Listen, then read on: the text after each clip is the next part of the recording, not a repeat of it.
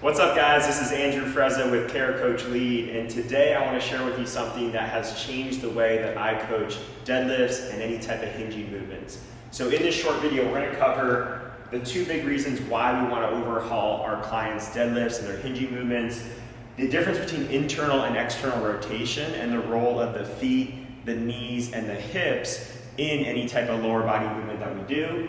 We're going to go over a simple assessment, the toe touch assessment, that you can use to give your clients both short-term fixes to help them stay safe that day, but also long-term fixes, which we'll save for another video, but we'll start to kind of set the scene for that, of long-term fixes if they fail that toe touch assessment. Okay, so let's talk about the two big reasons to overhaul the hinge. So number one is, we're coming from a CrossFit background. We're no longer CrossFit Gym here at FitTown Jupiter, but we were for 8 years. And one of the things that we saw a lot is that a lot of our athletes would turn every hinging movement into a squatting movement, especially if they were strong squatters. So instead of using the muscles of the butt, the hamstrings, that posterior chain, a lot of times they were quad dominant athletes that were turning every movement into a squatting movement, staying more upright instead of keeping the hips high and hinging. The second big reason, and this kind of goes along with that first part, is that a lot of athletes have back issues. We have a lot of people that have back pain, and a lot of times that back pain comes from underdeveloped hamstrings and butt, not knowing how to properly use those muscles, not being strong enough back there. So we're going to talk about how we can fix people's hinge, their deadlifts, to mitigate both of those issues. Okay, so let's talk about internal versus external rotation. I'm actually going to have Melissa come up here to help show some of this. And we think the best movement to show this is a Romanian deadlift, or RDL. A good morning is also a really great movement to show this. Deadlifts and swings are decent at it. We'll show another example in a second here with the kettlebell swing, but we're going to really hone in on the knees with the RDL. Okay, so Melissa's going to stand up from the top here, and she's going to start with some external rotation of the knees. So go ahead and go down in that position. Nice. All right, so as she's doing this, watch her knees. Focusing on the knees. Watch how they flare out and face out. I'm here off at an angle here, and she's basically pointing her knees at me as she goes down. Also, you guys don't have the view, but she's keeping her hips pretty high, so she is hinging, but she's letting those knees flare out each and every time. If we have her switch now internal rotation, watch where the knees face. They're going to face towards the camera now and face forward on each and every rep.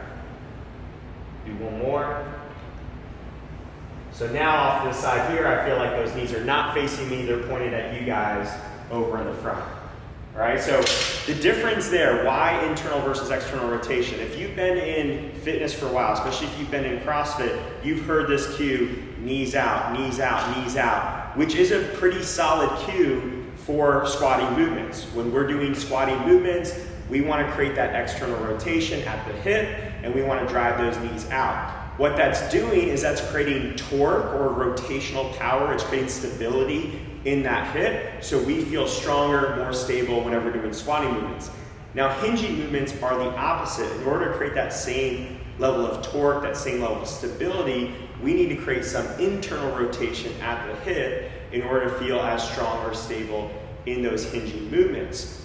Okay, so one thing we can pay attention to is the knees, but we have to realize that the knees are simply a byproduct of what's happening at the hip. Okay, so the knees and the feet usually tell the story, but really where that story is happening is at the hip, what's happening with that femur and that hip joint. So we're going to show another example with the kettlebell swing, and we want to show actually a third example here. So we're going to show you guys what it looks like to squat your kettlebell swings. We're going to show you what it looks like to hinge with external rotation and then hinge with internal rotation. Okay, so starting off with a squat version. Okay, in this version, you're going to notice how upright she is. She barely drops her chest, and she's bending a lot at the knees, but not very much at the hips. Okay, that pattern, if we had just the kettlebell in her front rack position, could just as easily be relaxed. Could just as easily be a goblet squat. Right there, that pattern's not really that much different in terms of how the knees and hips are moving. Now, she is going to in fact hinge, she is going to send that butt back and drop the chest, but she's going to let those knees flare out into external rotation. Turn a little bit more towards the camera. Good, let those knees flare out. There you go. Okay, notice too, watch these feet. She'll tend to roll up maybe onto her heels, onto the outer part of her foot, and she'll lose a lot of that solid foundation, which we never want to be lifting or doing movements like this without that solid foundation at the foot. Okay, so that is a hinge, but she's having that external rotation. The third and final version, which is the one we want our athletes to do, is going to be a hinging movement, but now the knees are going to stay in, over the ankles, over the toes, and those feet are going to stay grounded onto the floor, and she's sending that nice butt back each time. Okay, you can relax.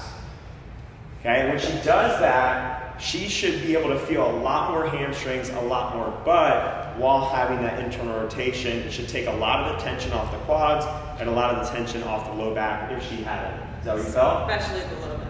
Yeah. Okay, so now we're going to show you guys a traditional deadlift, and I want to talk about how this might show up in a group class setting, an assessment you can do to see if you want to make modifications to your athletes, and then what those modifications might be. So let's say Melissa's in a class, she's doing a set of 10 traditional deadlifts, and we see that knee flare out, squatting type of deadlift a little bit at the bottom. Maybe it looks a little bit like our cleans, but she's not doing cleans, she's just doing a deadlift, okay? So if I see this for Mel, the first thing I'm going to cue her is, hey, can you just do your hips up a little bit more in your setup? Okay, not that much, bring it down slightly, right there. And can you keep your knees in just slightly, right there? Good, just over the ankles. Good. Now go ahead and stand up. Give me 2 more reps with that. Good, so she's losing it a little bit, so I want you to relax now. Can you do one quick test for me? I want you to do a little toe touch assessment for me. So all you're going to do is keep your legs straight, and I want you to just relax, reach down, see how far you can reach to the bottom. Okay, straighten out your legs. Good, okay, so you're a little short. Go ahead and stand up. Where did you feel that? My hamstrings. Okay, that's good. Top of the calf. So it's good that you feel it in your hamstrings, but you were a little short. So when we do that test, ideally you're able to get to the ground. So I definitely don't want you to pull any heavy weight from the ground today, knowing that you're missing that range of motion. So what I want you to do today is actually, we're gonna lift from risers. You're gonna bring the bar onto these plates, and I want you to do your deadlifts. I want you to focus on that same hips higher position, knees staying somewhat in over the ankles, and try to do your deadlifts that way. Scoot up an inch or two, just so you're right on that barbell, right there, good. And go ahead. Better.